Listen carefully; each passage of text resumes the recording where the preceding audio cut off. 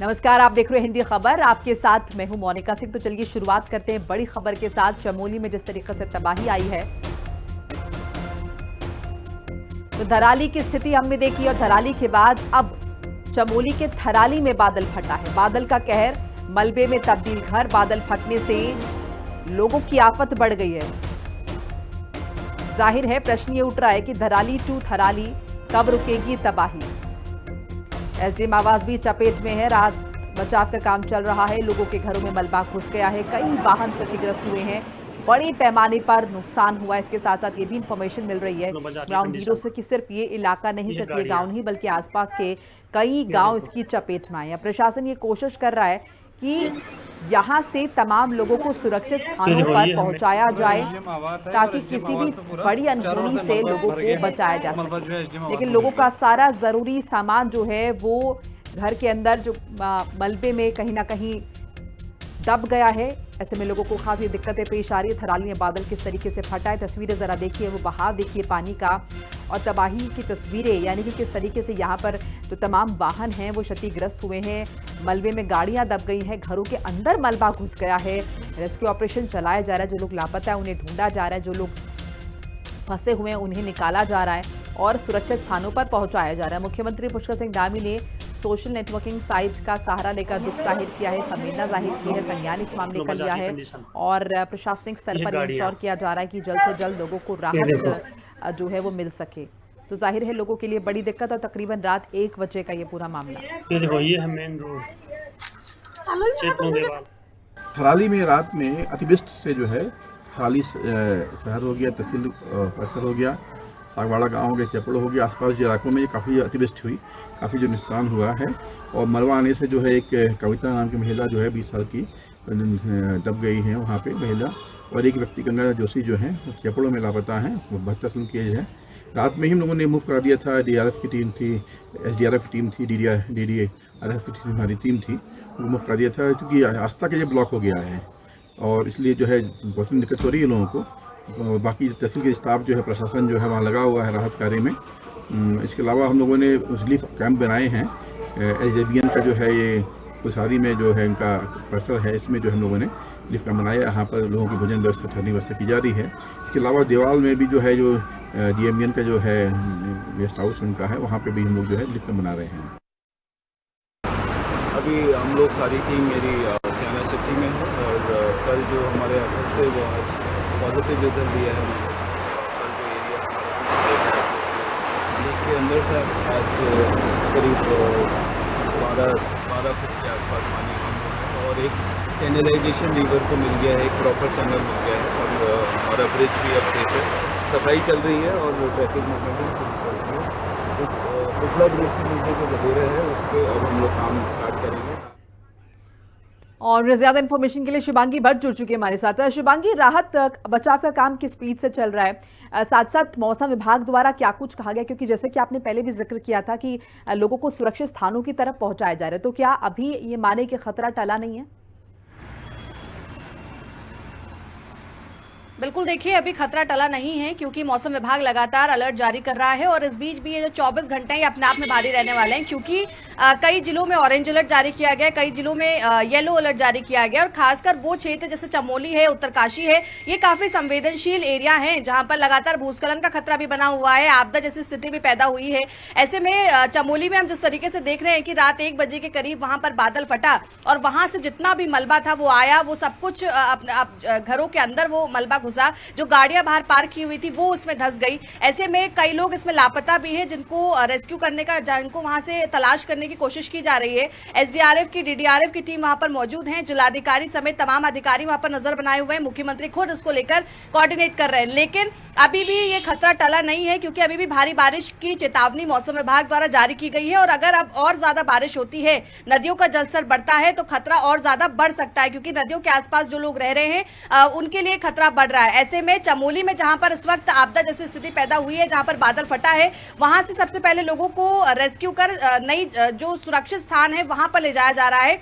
ताकि अगर ऐसी कोई स्थिति अब उत्पन्न होती है कि अगर और तेज बारिश होती है तो उनको उससे खतरा ना हो। लेकिन बड़ा नुकसान इसमें हुआ है क्योंकि केवल ये तहसील जो थराली है उसकी बाजार में क्योंकि जो पूरी मार्केट थी वहां पर होटल घर सब कुछ थे, उनके अंदर मलबा चला गया। पूरे रास्ते में जहां तक नजर जा रही है वहां तक मलबा नजर आ रहा है। ऐसे में ये केवल मुख्यालय जो थराली है उसकी बाजार को ही नहीं बल्कि 4 जो क्षेत्र है उनको इसने प्रभावित किया है, जिसमें इसमें केदार बगड़ है, राड़ी बगड़ है और चेपड़ो, ये 3 ऐसे और स्थान हैं जो जहां पर मलबा गया और यहां पर भी जो जगह है वो प्रभावित हुई है। वहां से भी लोगों को सुरक्षित स्थानों पर ले जाने का काम किया जा रहा है। ऐसे में जो लोग लापता हैं उनकी तलाश की जा रही है। और खासकर शुभांगी, कोई आंकड़ा अभी जो है वो प्रशासनिक स्तर पर जो है एक्यूरेट आ पाया है कि कितने लोग लापता हैं या फिर कितने लोग मलबे में दबे हैं? क्या इस बाबत कोई एकदम एग्जैक्ट आंकड़ा भी आ पाया है प्रशासनिक स्तर पर? देखिए, अभी जो औपचारिक बयान आया उसमें 2 लोगों का जिक्र किया गया। एक 20 वर्षीय लड़की जो है वो उसके मलबे में दबे होने की सूचना बताई जा रही है और एक बुजुर्ग है जिनके लापता होने की सूचना है। ये 2 लोगों के औपचारिक तौर पर बयान में कहा गया है कि ये 2 लोग लापता चल रहे हैं, लेकिन इनके अलावा भी कई सारे लोग हो सकते हैं क्योंकि रात का समय था। कई सभी लोग अपने घर में रहे होंगे और अचानक जब ये मलबा आया, अचानक जब ये बाढ़ जैसी स्थिति हुई तो अफरा तफरी में कई लोग उस मलबे में दब गए और कई लोग जो है सुरक्षित बाहर निकल गए। तो ऐसे में अभी इसके अलावा अभी कोई एग्जैक्ट आंकड़ा नहीं आया कि इसके अलावा और कितने अभी उसमें दबे हुए हो सकते हैं, लेकिन धीरे धीरे ये जानकारी भी मिलेगी क्योंकि वहां पर सर्च ऑपरेशन भी चलाया जा रहा है क्योंकि कई लोगों के मलबे के अंदर दबे होने की सूचना है। लेकिन एक 20 वर्षीय लड़की और एक बुजुर्ग के लापता होने की सूचना जो है वो वहां की जो अधिकारी हैं वो दे चुके हैं। ऐसे में अब क्योंकि मलबा बहुत ज्यादा है, पेड़ वहां पर टूटे हैं और सड़कें जो है वो भी क्षतिग्रस्त हो गई हैं, वो भी बाधित हो गई हैं। कहीं ना कहीं जो संपर्क मार्ग है वो भी कहीं पर टूटता हुआ नजर आया है। तो अपने आप में चुनौतीपूर्ण है कि वहां पर किस तरीके से रेस्क्यू ऑपरेशन चलाया जाता है या कैसे सर्च ऑपरेशन चलाया जाता है, मलबे से कैसे। शिवांगी, आप नजर बना रखिए। फिलहाल के लिए बहुत बहुत शुक्रिया आपका तमाम जानकारी अपडेट साझा करने के लिए। तो थराली में जिस तरीके से तबाही आई है, अपडेट आपके साथ साझा कर ले। देखिए, थराली बाजार बताया जा रहा है जो कि प्रभावित हुआ है। एसडीएम आवास बताया जा रहा है, कई घर बताए जा रहे हैं जहां पर मलबा जो है वो घुस गया है, दाखिल हो गया। तहसील परिसर में खड़ी कुछ गाड़ियां जो है वो मलबे में दब गई हैं, गाड़ियों का नुकसान हुआ है, भारी नुकसान हुआ है। तस्वीरें भी लगातार आपके साथ हमने साझा की कि इस तरीके से गाड़ियों को नुकसान पहुंचा है। कस्बे की जो सड़कें हैं वो तालाब में तब्दील हो गई हैं, पानी ही पानी हर तरफ जो है भर गया है। सागवाड़ा में युवती जो है मलबे में दब गई है, मौत की खबर भी आ रही है। और इस बीच ये बताया जा रहा है कि चेपड़ो बाजार में कुछ दुकानें भी क्षतिग्रस्त जो है हो गई है। अब ये फौरी तौर पर आकलन आ रहा है। देखिए, चेपड़ो बाजार में युवक के लापता होने की खबर जो है वो भी सामने आ रही है। थराली ग्वालदम मार्ग बंद हो गया है, यातायात पूरी तरीके से ठप हो गया है, लोगों का आना जाना जाहिर है वो प्रभावित हुआ है। थराली सांगवाड़ा मार्ग बंद हो गया है, आवाजाही बुरे तरीके से प्रभावित है। गौचर से एसडीआरएफ की टीम घटनास्थल पर पहुंची हुई है। मींग खदेरे के पास बीआरओ सड़क खोलने में जुटा हुआ है ताकि जो मार्ग है उसको बहाल किया जा सके। थराली तहसील के सभी स्कूल आंगनबाड़ी को बंद कर दिया गया। प्रिकॉशनरी मेजर्स भी लेके जा रही हैं क्योंकि मौसम विभाग जो है वो ये साफ कर चुका है कि अभी ये खतरा टला नहीं है, क्योंकि अभी भी मौसम अगर हम देखें फेवरेबल नहीं है, यानी कि अभी बारिश और हो सकती है और इस तरीके की घटनाएं हो सकती है। इसीलिए फौरी तौर पर लोगों को वहां से हटाया जा रहा है, लोगों को वहां से निकाला जा रहा है, सुरक्षित स्थानों की तरफ उन्हें भेजा जा रहा है। कितना नुकसान हुआ है ये भी अब एग्जैक्ट सामने नहीं आ पाया है क्योंकि अंधेरे का वक्त था और ऐसे में ये पता कर पाना प्रशासन के लिए अभी जरा मुश्किल है कि कितना नुकसान हुआ है। आगे बढ़ जाते हैं, पौड़ी की बात बताते हैं। जितेंद्र कुमार आत्महत्या मामला, सीएम धामी ने आत्महत्या मामले में दुख जताया है, परिजनों से फोन पर बात की है, शोक संवेदनाएं दी हैं, कठोर धाराओं के तहत कार्रवाई की जाएगी कहा है। पुलिस को मामले की जांच के निर्देश दे दिए हैं। मुख्यमंत्री ने परिजनों को भरोसा दिलाया है कि मामले की निष्पक्ष जांच की जाएगी और दोषियों के खिलाफ कानून की सुसंगत धाराओं के तहत कठोर कार्रवाई की जाएगी। उन्होंने पुलिस को मामले की गहन और तत्परता से जांच के निर्देश दे दिए हैं। बताते चले कि पौड़ी कोतवाली क्षेत्र में युवक जितेंद्र कुमार ने खुदकुशी कर ली थी। आत्महत्या से पहले उसने सोशल मीडिया पर एक वीडियो जारी कर कुछ लोगों पर रुपए ठगने का आरोप लगाया था।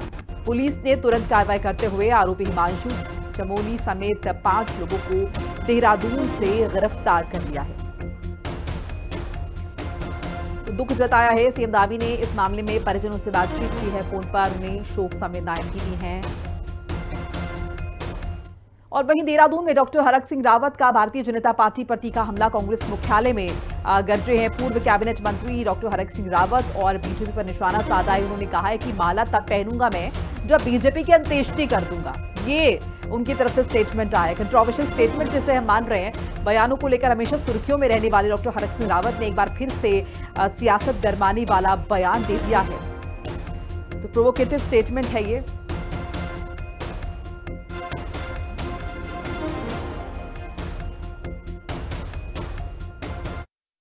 मैंने खत्म खाई है। अभी हमारे एनएसआई के लोग मुझे माला पहना रहे थे, मैंने कह दिया मैं माला नहीं पहनूंगा। अच्छा, जब तक भाजपा को हटा नहीं देते उत्तराखंड से, इस कुकर्मी सरकार को हटा नहीं देते, भारत सरकार को नहीं हटा देते, तब तक हरक सिंह रावत माला नहीं पहनेगा। ये मैंने कसम खाई। गहराना आपके साथ हो गया, लगातार आपके ईडी डाल दो, सीबीआई डाल दो, जेल भेज दो, हरक सिंह न दबने वाला। मैं मरना पसंद करूंगा लेकिन झुकना पसंद नहीं करूंगा। और खबर देहरादून से है, जहां सीबीआई से क्लीन चिट मिलने के बाद पूर्व कैबिनेट मंत्री डॉक्टर हरक सिंह रावत अब पूरी तरीके से आक्रामक तेवर में दिखाई दे रहे हैं। भाजपा पर सीधा हमला बोलते हुए उन्होंने कहा कि जो दाग में बीजेपी नेताओं के दामन पर लगाऊंगा वो उनकी वॉशिंग मशीन से भी नहीं साफ होंगे। वहीं बीजेपी प्रदेश अध्यक्ष महेंद्र भट्ट के आरोपों का जवाब देते हुए हरक सिंह रावत ने और भी बड़ा बयान दे दिया। उन्होंने कहा कि बीजेपी के तमाम नेताओं की काले चिट्ठे उनके पास हैं। उन्होंने कहा कि जबान मत खुलवाइए, सब कुछ पता है कौन क्या करता था, किसकी ठेकेदारी करता था और कौन किसके लिए ठेकेदार बना फिरता था। इसके अलावा उन्होंने ये भी कहा कि ठेकेदारी की तमाम बातें, यानी कि तमाम इस तरीके की बातें, लूप होल्स जो हैं वो उनके पास मौजूद है।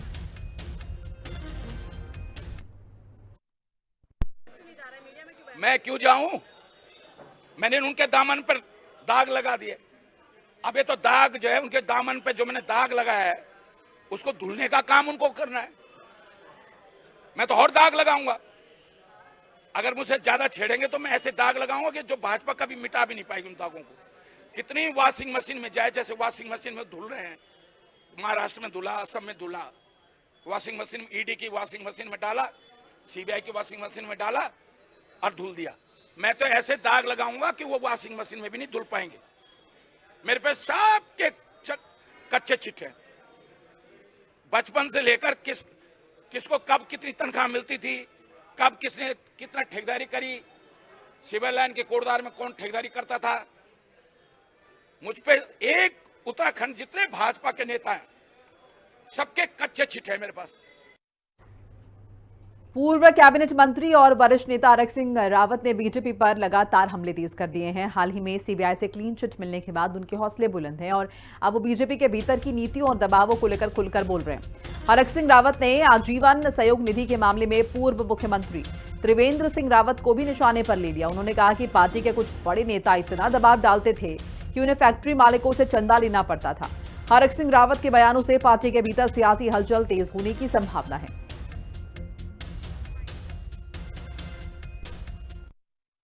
मुझ पे एक कोर कमेटी की मीटिंग होती थी, उसमें प्रदेश का मुख्यमंत्री बैठता था, उसमें 8 लोग थे हम लोग।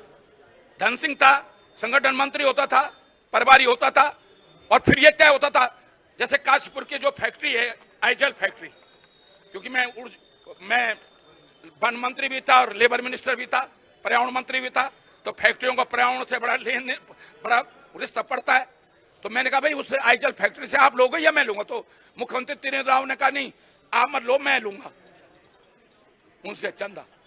अब मैं इसलिए कह रहा हूं, अब मुझ पे दबाव था, सबसे ज्यादा योगदान मुख्यमंत्री ने दिया, उसके बाद नंबर 2 पे मैंने दिया।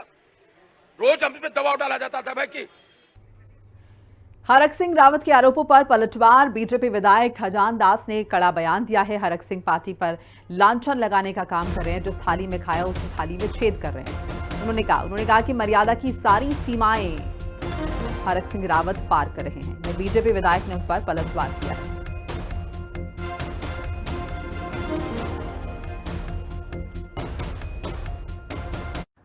डॉक्टर हरक सिंह रावत भारतीय जनता पार्टी का निष्कासित व्यक्ति है और जिस तरह से बयानबाजी वो कर रहे हैं, भारतीय जनता पार्टी के प्रति जिस तरह से शब्दों का इस्तेमाल कर रहे हैं, ये दुखद है, चिंताजनक विषय है। इसकी मैं घोर निंदा करता हूं। ऐसे लोग हैं कि उसी थाली में खाते और उसी में छेद कर देते हैं। और मैं विशेषकर ये भी कहना चाहूंगा कि आज जिन शब्दों का प्रयोग भारतीय जनता पार्टी के प्रति डॉक्टर हरक सिंह रावत जी ने किया है, ऐसे शब्द उन्हीं को मुबारक हो। पूर्व कैबिनेट मंत्री हरक सिंह की हैसियत वाली चुनौती को लेकर दिए गए बयान पर महेंद्र भट्ट ने कहा है कि जनता ने तो उनको पहले ही औकात दिखा दी है। उनकी स्थिति खिसियानी बिल्ली खम्बा नोचे जैसी बन गई है। जैसे जैसे चुनाव नजदीक आएंगे, हरक सिंह रावत खुद कांग्रेस पार्टी के लिए बड़ी मुसीबत बनने वाले हैं।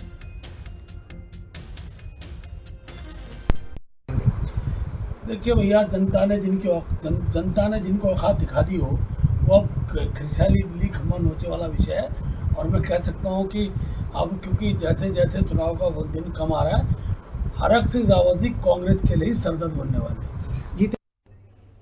और उत्तरकाशी में सयाना चट्टी झील पर अपडेट। सयाना चट्टी झील का जल स्तर घटा है। जल निकासी के लिए रात दिन कोशिश जारी है।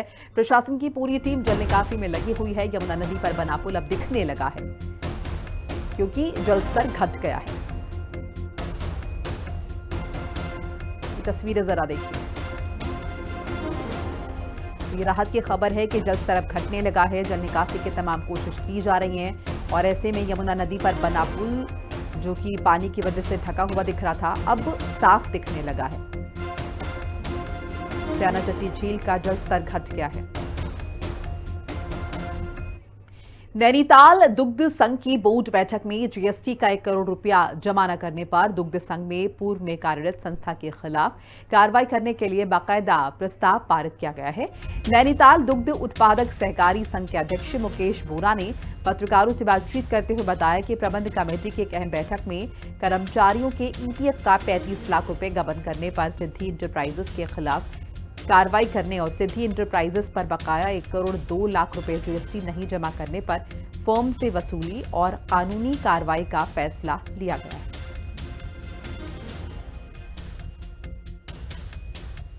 और एक महत्वपूर्ण निर्णय जो हमारे कामगार बंधुओं ने बीच में पत्र दिया था कि हम काम बंद करेंगे, टूल डाउन करेंगे, तो आचार संहिता के कारण मैंने उनसे वार्ता करी थी, हमारे जीएम साहब ने वार्ता करी थी, हमारे प्रशासन ने वार्ता करी थी।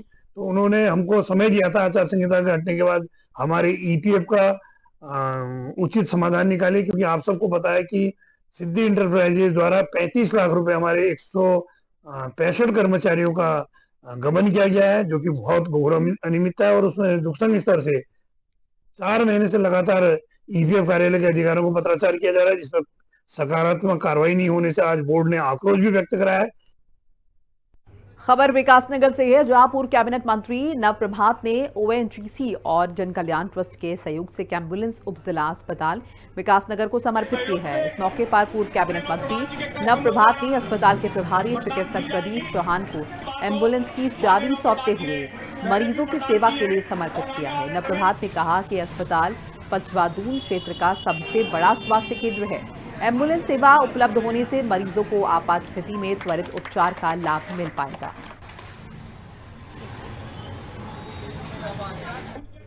मैं ओएनजीसी का और जन कल्याण ट्रस्ट इन दोनों संस्थाओं का आभार व्यक्त करता हूं कि उन्होंने विकासनगर चिकित्सालय की एक आवश्यकता को पूरी करते हुए हमें एक एम्बुलेंस प्रदान की है।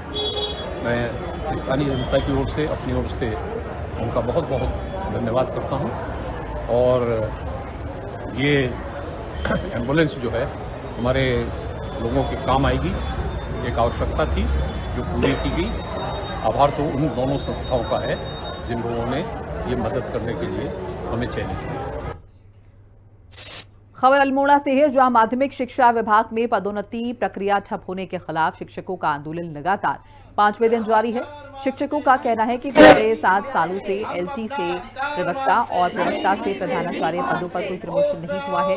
इससे न सिर्फ हजारों शिक्षक अपने हक से वंचित हैं, बल्कि कई विद्यालयों में प्रधानाचार्य के पद रिक्त होने से शैक्षिक व्यवस्थाएं प्रभावित हो रही हैं। गंभीर स्थिति को देखते हुए शिक्षकों ने अब चौक डाउन हड़ताल शुरू कर दी है। आंदोलनरत शिक्षकों का आरोप है कि सरकार सिर्फ आश्वासन देती रही है, लेकिन अब तक कोई ठोस कदम नहीं उठाए गए हैं। संगठन के पदाधिकारियों ने साफ चेतावनी दी है कि अगर जल्द पदोन्नति प्रक्रिया शुरू नहीं की गई तो आंदोलन और उग्र रूप लेगा।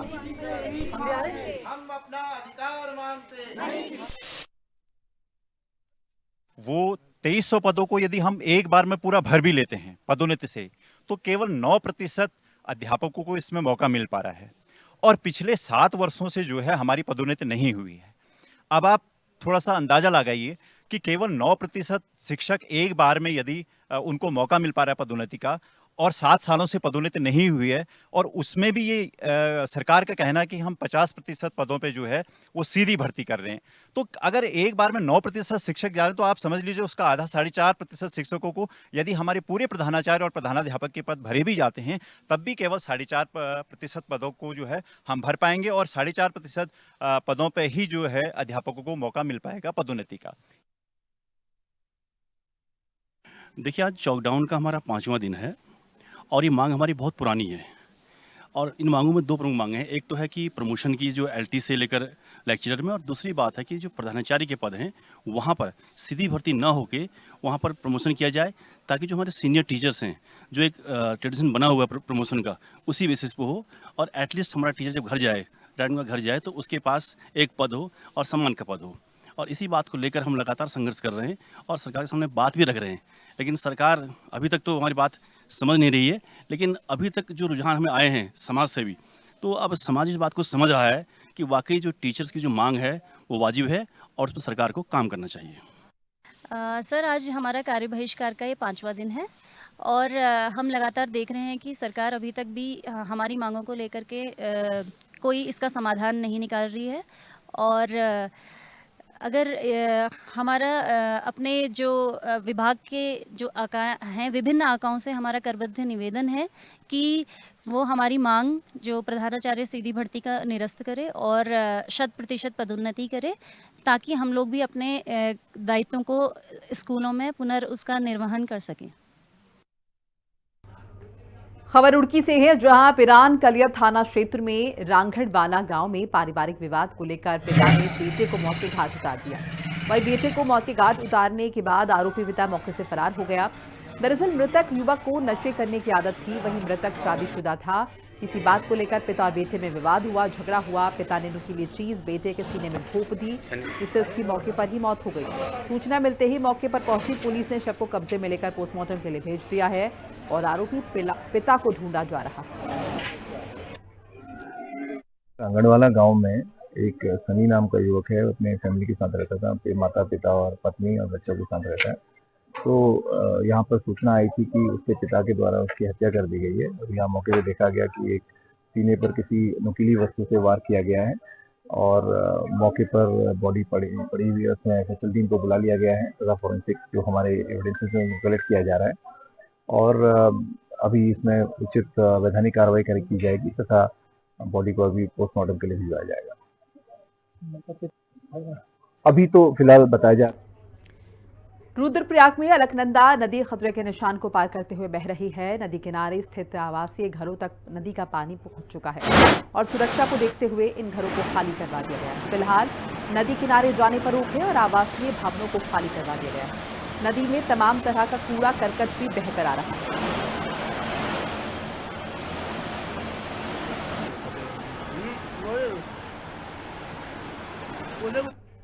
हरिद्वार में हर की पौड़ी पर होने वाली गंगा आरती को 109 साल हो गए हैं, जिसे Oxford book of world record में भी रजिस्टर्ड किया गया है। सांस्कृतिक और सामाजिक परंपराओं का संरक्षण करने वाली लंदन की Oxford book of world record के प्रतिनिधियों ने हर की पैड़ी स्थित गंगा सभा के ऑफिस पहुंचकर गंगा सभा को सम्मान सौंपा। Oxford book of world record के भारत के प्रतिनिधि सुरेश मिश्रा ने कहा है कि कोरोना काल में भी जब सभी तरह की गतिविधियां थम गई थी, उस समय हर की पौड़ी पर गंगा आरती लगातार चलती रही, लिहाजा इस परंपरा का संरक्षण किया जाना जरूरी हो जाता है। The Oxford book of world record में हम दर्ज हुए हैं। निश्चित रूप से ये बहुत बड़ी हम सनातनियों के लिए उपलब्धि है कि हम विषम परिस्थितियों में भी अपनी धार्मिक परंपरा, अपनी व्यवस्थाओं से नहीं हटते।